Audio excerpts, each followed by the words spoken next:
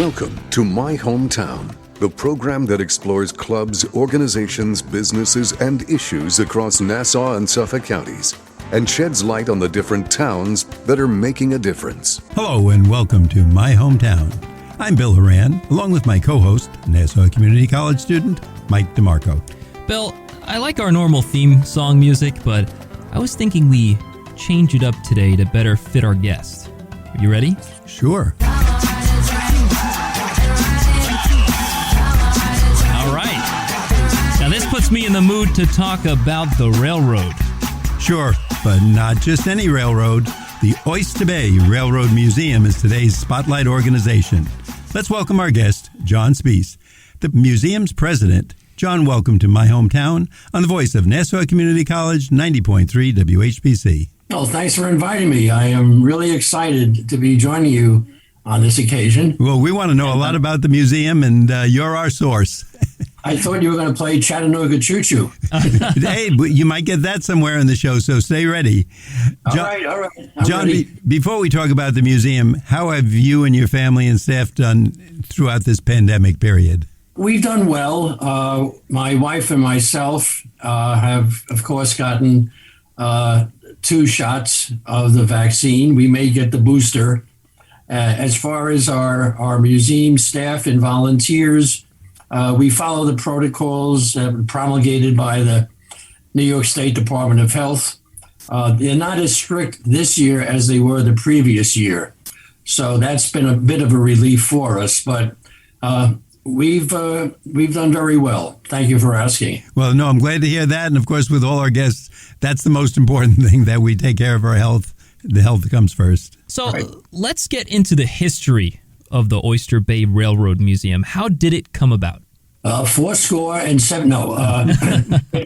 It all started in 1955 when the Long Island Railroad ceased operations of steam. In other words, all the steam locomotives were being phased out and being replaced by diesels, which were more efficient and saved the railroad a ton of money. They didn't have to have such a large infrastructure to maintain and run steam locomotives. Most of the locomotives were sold for scrap, but 2 of them, number 39 and number 35, were saved.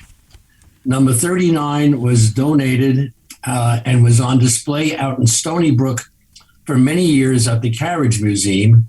And number 35 was donated to Nassau County and proudly was displayed at the Eisenhower Park. Maybe you've driven by years ago and seen it sitting there.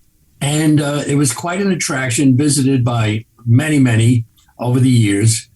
And then the county entered into an agreement with a tourist railroad in New Jersey where it was going to be dismantled, shipped in pieces, and then reassembled and then actually run on that railroad, tourist railroad. Unfortunately, after the locomotive was dismantled, the deal fell through. And as a result, it languished in Eisenhower Park in parts for a couple of years until a group was formed, all volunteers, and they became known as the Friends of Locomotive 35. Now, and their job was basically is to put some TLC as much as they could on what remained of the locomotive parts. And through the years, their role became a little more expansive. And thus, back in 2007, the name was changed because a lot of the folks that were involved in it were from Oyster Bay and the surrounding area, named the Oyster Bay Railroad Museum. So that was the genesis of the Oyster Bay Railroad Museum, from that humble beginning to where we are today. And John, there's just something amazing about trains. I was thinking before the show, every little kid I know always goes through a period of just loving trains. And some of them it's 2-3 years, some of them it's 2-3 months, a year and a half, whatever. But there's always that train period. And I think in all of us, there's that little kid. When we go back and hear or see something about trains, it just takes us back to our youth, whether you're 28 years old, 58 or 88. I'm sure you get people visiting of all age groups. Now, you have a new location, if I'm correct, near Theodore Roosevelt Memorial Park. Can you tell us about that and what's involved in the renovation? Yeah, just to reflect back on what you just said about kids. Well, you're speaking to one right now. My just to digress for a moment, my love of trains began when my family moved from Brooklyn to Kew Gardens, Queens, and we moved into a brand new apartment house on Austin Street, which had on the other side of Austin Street an open lot, and there stood the four tracks of the main line from Jamaica to Penn Station. We moved into apartment 3B, which had a terrace overlooking that scene. Every time a train ran by, I ran to the terrace, ran outside, and I got hooked. That was it. You can't explain it, but that was it. And I'm still, every time a train goes by, I look. It's something magical. I think with little kids, they're born with trains and ponies on their mind, and they have to go through a period with them. But yet we all retain that, and still as adults, when that train is coming, we look at it and it brings back memories. Yeah, a lot of folks that come to the museum have that same recollection. But to get back to your question, when we opened up, we had two locations. We have two locations, I should say. We have a display yard where all our full-size railroad equipment is on display. And we also had a presence in the village at a visitor's center, which was located on Audrey Avenue, not too far from where we are located now. We expanded the visitor's center several times, but eventually we got to the point where we decided to relocate at the historic railroad station, which is, as you say, right across the tracks from Theodore Roosevelt Memorial Park. The history of the station, it's actually owned by the town of Oyster Bay, and we have a contract with the town to operate the station. And they provide us with some money to do that. The rest of our money is raised through various fundraising efforts and grants, etc. But anyway, we moved out of the Audrey Avenue location back in September and transitioned into the station, where we then worked on putting in displays, exhibits. We have a little museum store. And prior to that, for about a year and a half, renovation began on the exterior. We concentrated on two sides, the southern side, which faces Audrey Avenue and is most visible to the public, and also the western side. And after a lot of months and a lot of hard work, the restoration on those facades is completed. We're going to have to tackle the next phase, would be the north and the east. There's other work to do on the interior, but we're operating out of there currently. It's much to the delight of the visiting public. The station has a lot of history. That was TR's station. So when he came to Oyster Bay or left Oyster Bay, that was the spot. We have lots of photographs of him at the station, and it really has a tremendous sense of history about it. And we're very proud and honored to be able to retain it and continue with his legacy. Well, it's very clear to see why you got involved with the museum from your history of loving trains ever since you were a child. But how did you personally get involved with the museum? That's an interesting story. And I was a Rotarian for many years. And typically what the Rotary meetings would be, always on a Wednesday afternoon at noon. Maybe once a month they would bring in guest speakers or groups, whatever. And one day the group that came in was the Friends of Locomotive 35. And they gave a presentation about what they were about. It was very interesting. And after the meeting, I went up to the two gentlemen who were conducting it. And I said, I'd be interested in helping out. Can I join? They said, of course. And that's how I became involved with the Railroad Museum. You got your chance just through happenstance, I guess, but they obviously picked the right person at the right place and the right time. Is that it? Timing is everything.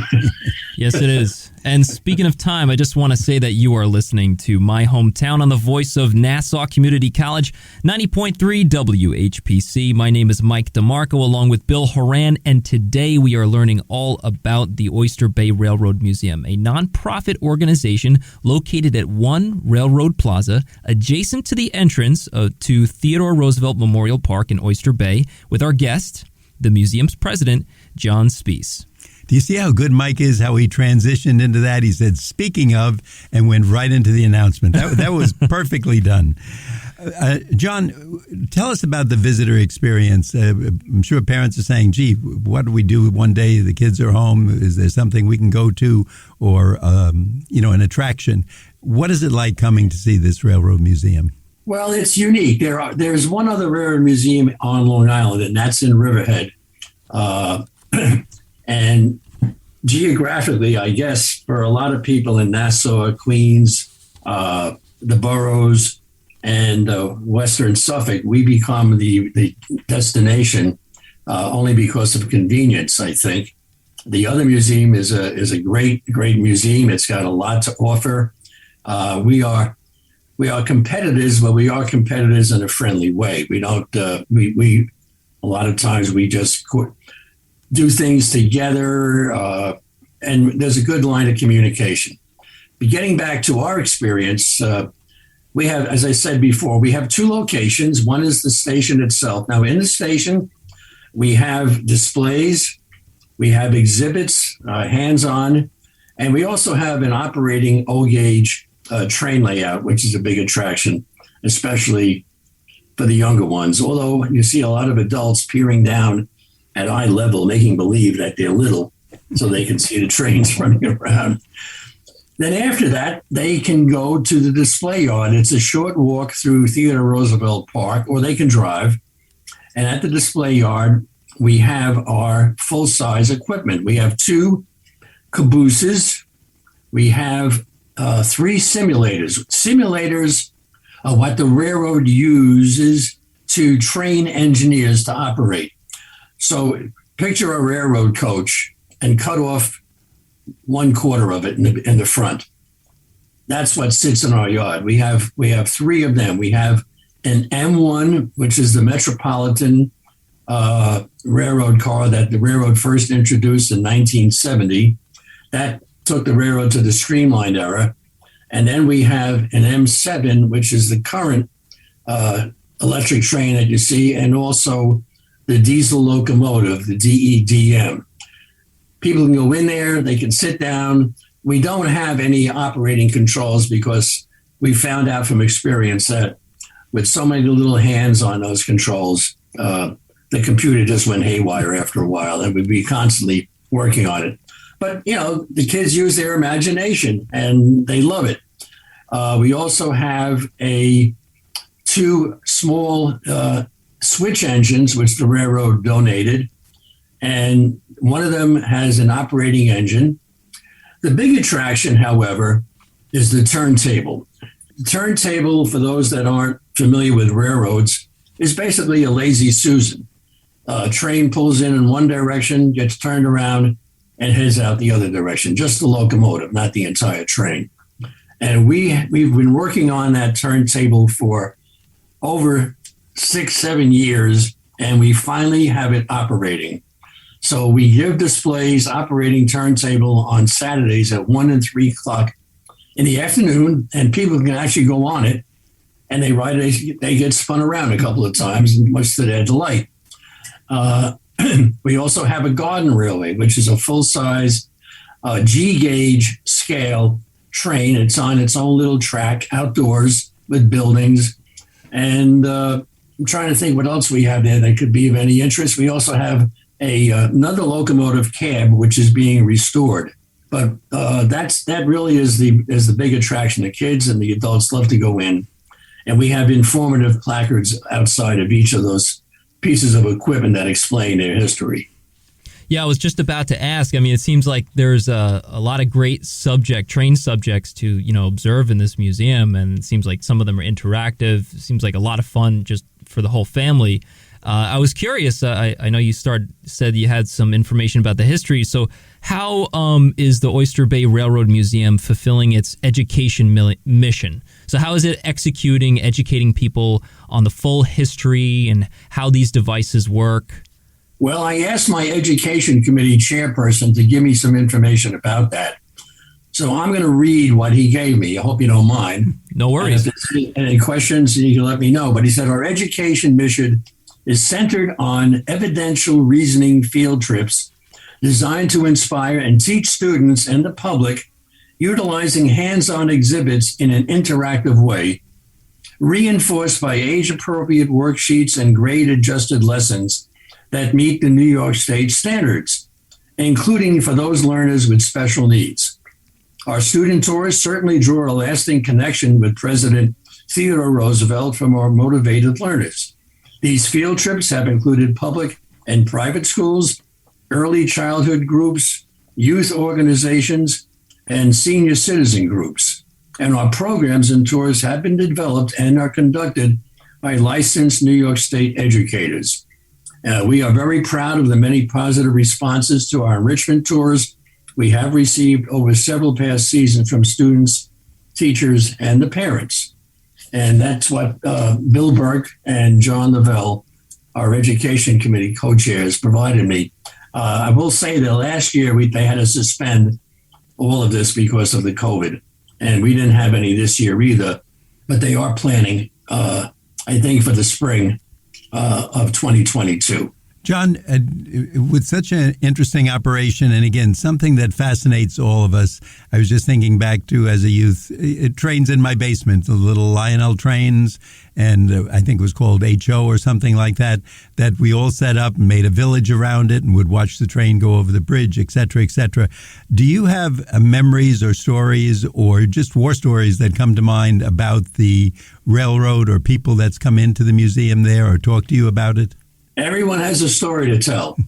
The older folks always tell me about, oh my gosh, I remember at Christmas time we put the train around the tree, or we had a layout in the basement, and that really rings true. They just are just enthralled by it. Same thing when I was growing up as a kid. At Christmas time, my father would set up a little layout, O-gauge layout. I still have the trains from that time, which I cherish. And now currently I have a O-gauge layout in my basement. And how good the parents were in those days, because all things weren't as easy as they are today. They're meant to be easily set up.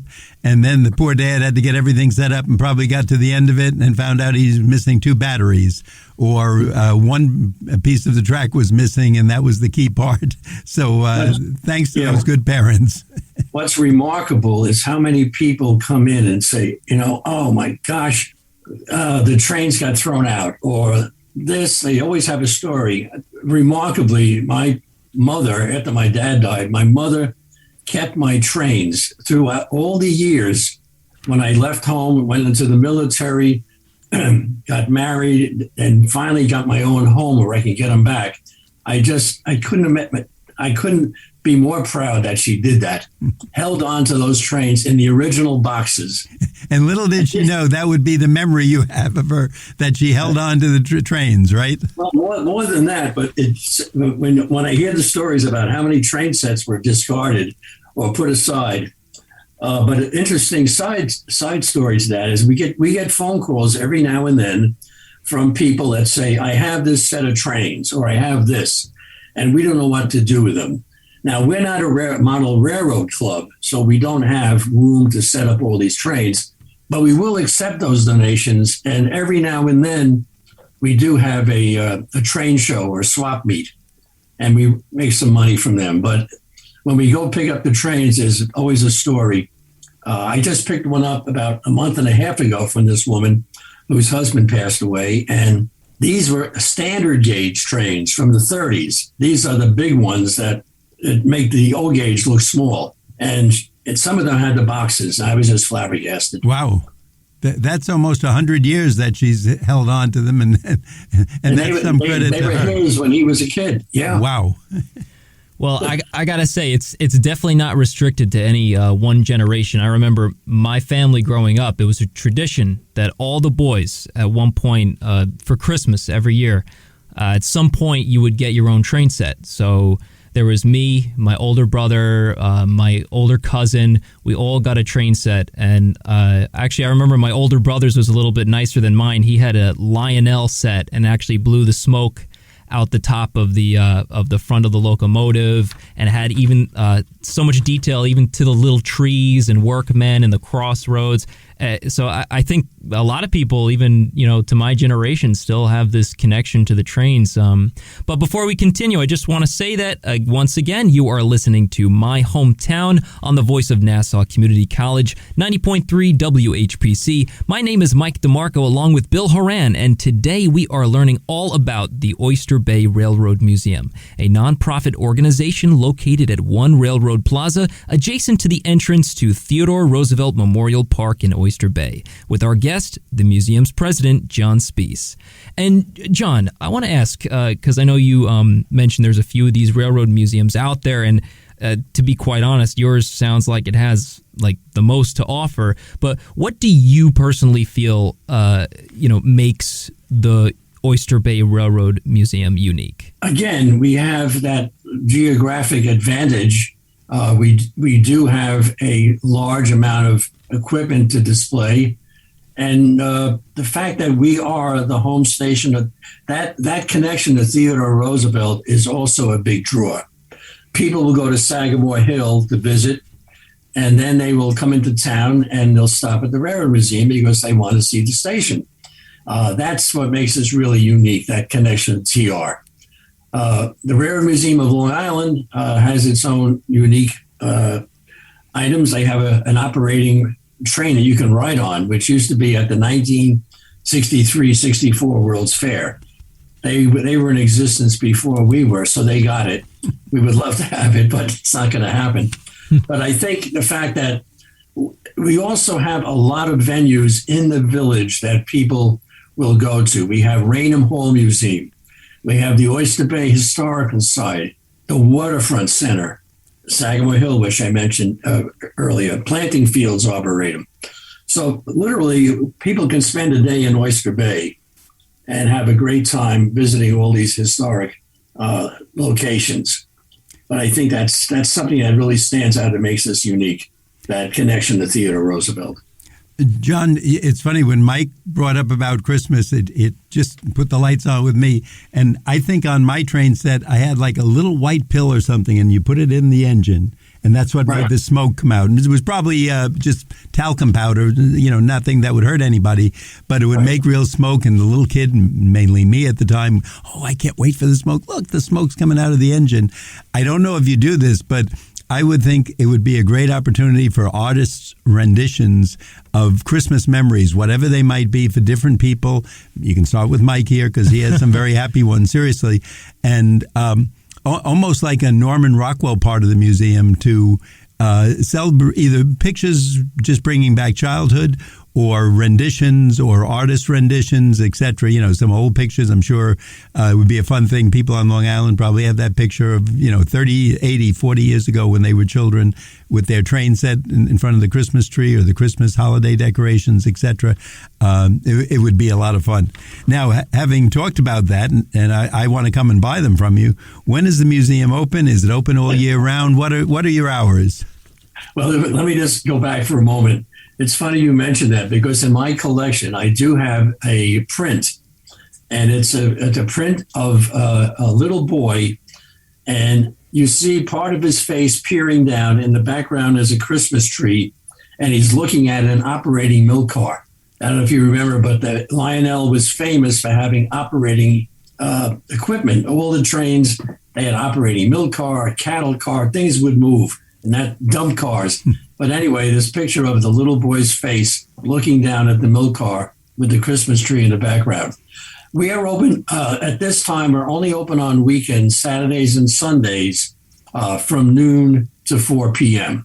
We have not been able to open up during the week because of personnel issues. We don't have enough volunteers to be able to maintain that type of a schedule. But Next year, I believe we're going to expand our hours to 10 a.m. To 4 p.m. And I don't know if we're going to go beyond Saturday and Sunday, maybe Friday. That's on the drawing board with the board right now. Sounds like a lot of fun and someplace we all want to put on our list to visit.